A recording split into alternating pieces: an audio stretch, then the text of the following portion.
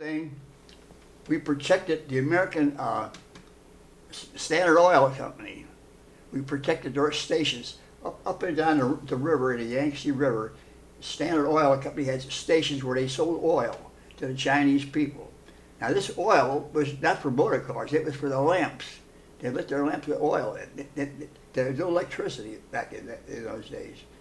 And pirates were kind of loose over there. And pirates would come down and knock over these oil stations, shoot the people in there and steal the money and oil and take off. But when they did that, they'd set a gunboat up there and to protect these stations, you know. And if we'd fire on them people with our weapons. We fired our guns at them, shot them, and we killed them, those river pirates that were there. And we went down to the cities of Amoy and Swatalo several times when I was on the Sacramento because the pirates were doing some damage there, and we go down there to protect the few American citizens that live there. Weapons that they either stole or gotten from the Japanese or whatever, you know, but they all had rifles. They weren't modern guns like we have today, but they were like 30-06 rifles, single shot firing rifles. And they had revolvers too, short arms. Yeah, we were under fire quite a bit. As a matter of fact, the fact that we were under fire, we were eligible to join the American Legion on the Veterans of Foreign Wars when we got back to the States because we were in combat duty. And we were in Philadelphia, and they used to close the bars on Sunday. You couldn't get a drink of beer on a Sunday in Philadelphia. But we found out that there was a Veterans Club there, and we joined the Veterans Club, and we go in there and drink beer. And we go in there in uniform, and the members say, "Hey, you can't come in here, sailors. You're not veterans." "We sure are. Here's my veterans card."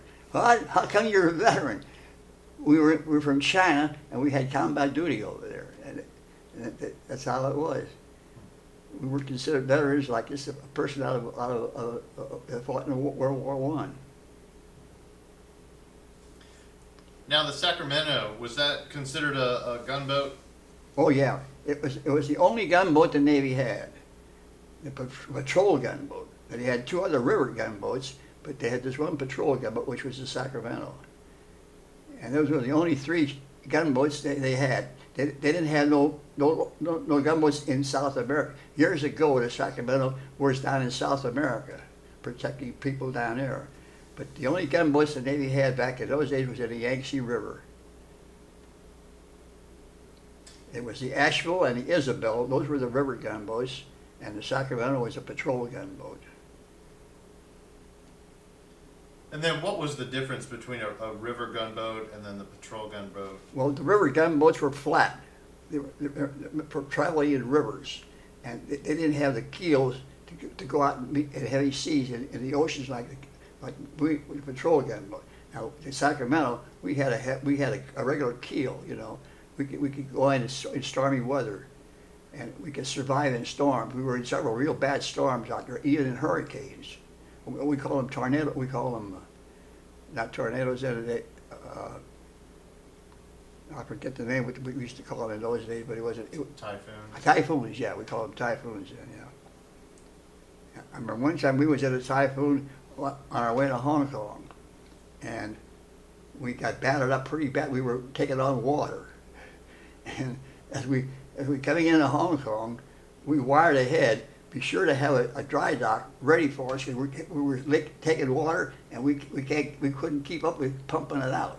We were sinking, and we managed to limp into Hong Kong and get in that dry dock to save us from sinking.